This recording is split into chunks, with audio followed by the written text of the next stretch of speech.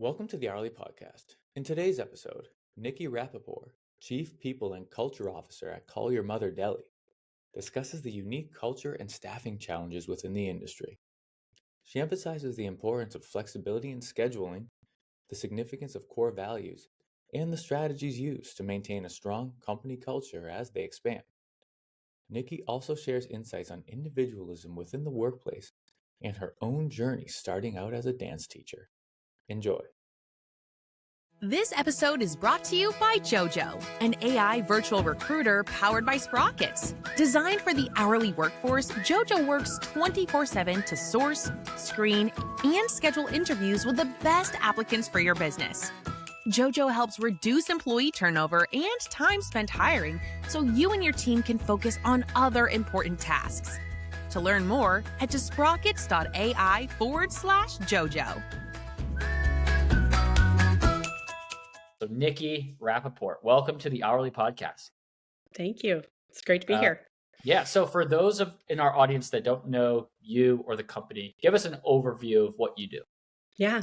So I am the Chief People and Culture Officer at Call Your Mother Deli, and we are a neighborhood group of bagel shops and delis. We're based in Washington, D.C. and have locations all over the DMV.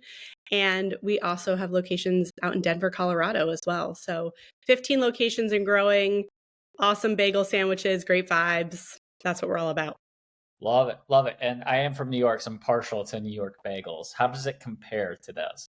Oh, I'm from New Jersey, so I get it. And it lives up. It definitely does.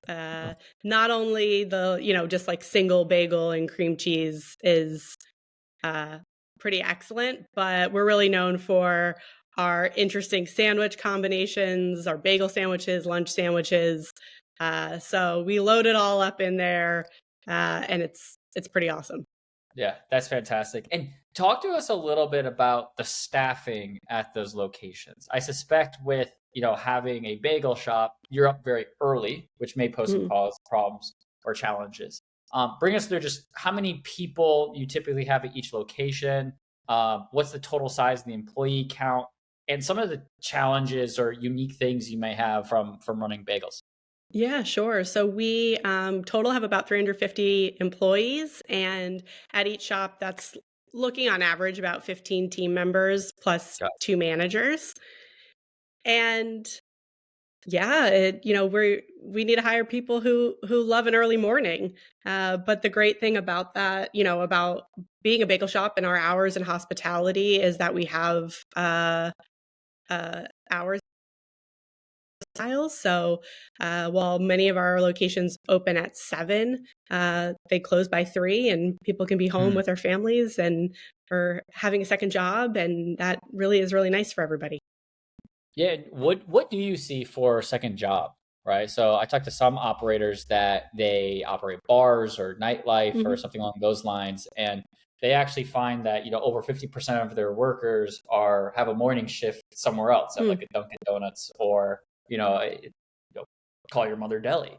So how do you have any idea of kind of what the breakdown is for your group? It's a great question. I don't think I have a breakdown. I would say it's probably pretty split down the middle.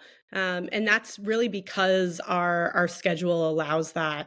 And I think people really do enjoy that flexibility. But knowing they have to be, up and at the shop early, I don't think we have too many people who are doing late nights at bars and then coming in. Right. And then, so, you've said a few times throughout this podcast, it's only been a few minutes, flexibility, right? So talk to me a little bit about what you think drives your workers to work with you and some of those secret sauce components towards getting people to stay and work at Call Your Mother Deli. Yeah, I mean, we're about 6 years old as a company, and we have a great number of team members who have been with us from the very beginning. And of course, we've grown, we've added new locations, but very proud of our retention and that people do really want to stay with us. And I think that comes down to our core values and how we embody them every day on an individual basis with our team members and then collectively as a company, and how we respond to the needs of our team members, how we roll out new processes and systems. And that consistency, I think, has really continued to be something that our team members have come to rely on. And what allows us also to, to keep hiring at the scale that we continue to grow at, the people who will be the best fit for the type of environment that we're in. Yeah. And how do you do that today? Is it training kind of the frontline manager to do good interviews? Is it, you only recruit from certain websites? What are some ways that you've been able to ensure that people are, who are working for you kind of have those core values that, clearly you guys have done a lot of time thinking about? Yeah. I mean, it really starts with them in training. So our core values, which we call our vibes, it's an acronym. So they each stand for a different letter in vibes, are through our entire process.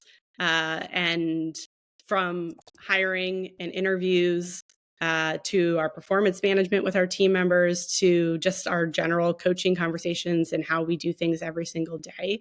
So I think those expectations are really clear for our team. And at every and any opportunity and training, the hourly level, at our salaried managers level, we are constantly trying to bring back the goal of what we're trying to do back to a core value. And I think that stickiness of hearing those 5 concepts over and over and knowing that this is what will make you successful here. This is what we expect of you. This is what you can contribute to be a great team player. All of those things are so built into everything that we do that, yeah, they're sticking for the employees. Yeah, and talk to me a little bit because I love, and what is the acronym VIBES? Yeah. So VIBES stands for vibrant, integrity, belonging, energy, and seize the moment.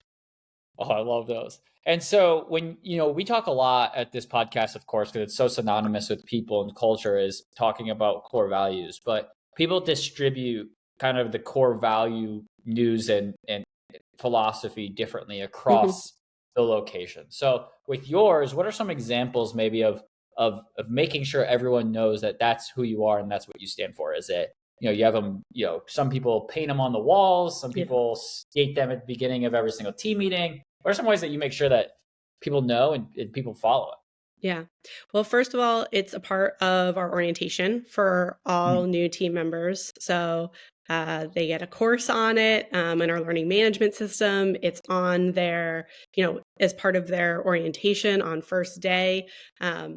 And even to backtrack, it's part of their application process as well. So when they were having conversations with candidates during the hiring process, we're talking about how do you create belonging with other team members? We're talking about the moments in which they can tell us about their own personal integrity so that we can know if they're the right, the hire for us. So hopefully even coming into it, it is not a new concept. Then we're talking about it day one. And then we're talking about it definitely during team rollouts. We'll have different focuses throughout a period and focus on those, potentially those different vibes or values. We have posters hanging in all of our shops so everybody knows what they are. And, even down to performance reviews and conversations, there's a rubric that we've created in which we're having those conversations centered around our core values. So it's not just about what you do at work, but it's how you do your job and how you show up for your team and our guests. And we can call back to those specific behaviors and actions that support our core values. I love that. And so when you're thinking about the next iteration, and I'm assuming that you guys are expanding locations as well, what are some things that keep you up at night of being able to keep the stores staffed? Well, I mean, it's always, first of all, finding people as we grow. we have grown, we've grown a lot in the last few years. And I think our process for hiring has gotten better and better. But you go into a new market or further out in a suburb that we haven't been before, and we have to teach the community around us about who we are and what we stand for. And that community includes new potential team members as well, so we're educating people on who we are in that way. And we have, I think, a big promise to continue to deliver as we grow. We are a small homegrown brand. Our quality and our experience is top notch, and we want to continue that as we grow. And so much about that is the people experience. So being prepared to fill those new shops with vibrant team members who live our core values, are going to create a great experience for their other team members and for our guests. That's a big ask, but and I think we're doing it. Scaling primarily with units like yours with hourly workers is really hard when you're trying to establish and maintain a culture, because it's easy, like the extreme dictating and fostering and enriching culture at 2-3 locations, because you can touch and feel all of them. You can check in and do audits, and they kind of just live and breathe who you are because you are around. But the challenge becomes when you get to 10, 50, 100 locations. From my very small corner of the world, that's where people start getting a little nervous around how can we create and systematize culture, when that's a very hard thing to do. Like, it's paradoxical in a way, right? Is to replicate culture, when maybe the answer is subcultures are the answer, overlaid with core values dictating what those kind of nuances are location to location. Especially as you expand, not you, but restaurant chains expand into different geographies and cultures, and downtown New York City versus rural Fayetteville, Arkansas. How do you kind of establish, like, this is how we do things and this is who we are as employees? Like, any thoughts around that concept? Like, would love to kind of hear your take. Yeah, I mean, I do think it is this bit of art and science, and it's part of the core value exercise to begin with. Why, how we started this over 5 years ago is that we had this amazing magical experience at the very first Call Your Mother, and you would go inside of it and you would just feel something that was really, really special. And we had plans to grow, and we wanted a way to bottle all of that great energy and experience up to be able to translate that to new locations. And so it really does have to start with that shared language, because if we can't talk about what it means for, there's great vibes in here, that's kind of how it came about, then it's really hard to be able to train that, to be able to hire that, to be able to have accountability to those experiences. And so I do really think that so much of it is around understanding and communicating that language so constantly, so that everybody can start to embody, okay, I'm making decisions through this lens. And we're doing that at a big company level. We're making decisions about supply chain through the lens of our core values, through our partnerships through the lens of our core values. So if we can make it really small enough for a team member to be able to say, okay, this is how I do my job through this, then that really sets the ball in motion to be able to replicate it again and keep it snowballing. Yeah, no, I'm excited to see you guys grow into a lot of units and put that into motion, right? Like, I just recorded a podcast, it hasn't gotten released yet, but it was somebody who scaled from 10 locations to 250 locations almost overnight through a few acquisitions. And this person was lamenting and talking about their experience of, they would get so mad when they would go from one location to another and the temperature of the burger would be Mm. different. So they would order a medium at each location, and then they actually found out that it was like vastly different from location to location. And then he said, after years, that was the most important thing that he always kind of just like was maniacally focused on, was that quality control of the food. But then as he got older and he scaled to, 1,000 locations, wildly successful, he started thinking of it just in the context of people, where he would walk into the locations and he would have a different person relationship with, or a different personal relationship with each individual location, where the person who came in would greet them differently, then kind of walk you to the table differently, and then ask your order in a slightly different way. And how he decided in his perspective was that was a bigger challenge and thing he needed to fix, even beyond what the food tasted like, how it was presented, all of these things. So that's when he said he gained like the utmost respect for HR and shifted like his CHRO from kind of a cost center, nice to have, to we need you in every single meeting because this is the biggest impact of our business. Oh, But well, I'm sure it's great that's he just like recognized that. I'm sure that's just music to your ears, right? Is Yeah. understanding of it. Yeah. No, and I think, we've come into it sort of building it that way. I think the way we think about it too is we have these core, we want to celebrate individualism, and we want our teams to show up, as they are. If you think about what you first asked about, how do you get people to stick around? It's also Yep. about embracing everybody as who they are, and creating an environment where they can feel like they can grow, and they feel seen, and they feel like they belong. So we're not in a place to say, okay, we're going to dictate how you greet somebody.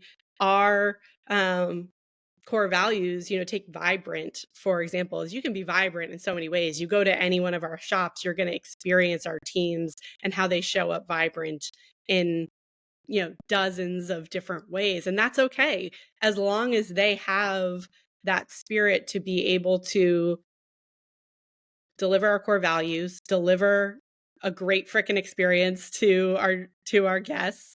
The way they go about it, that personalization, we totally encourage that. I think that's another one of those reasons in which, is another reason why people are sticking around, and they feel like they can be themselves here as well. Totally makes sense.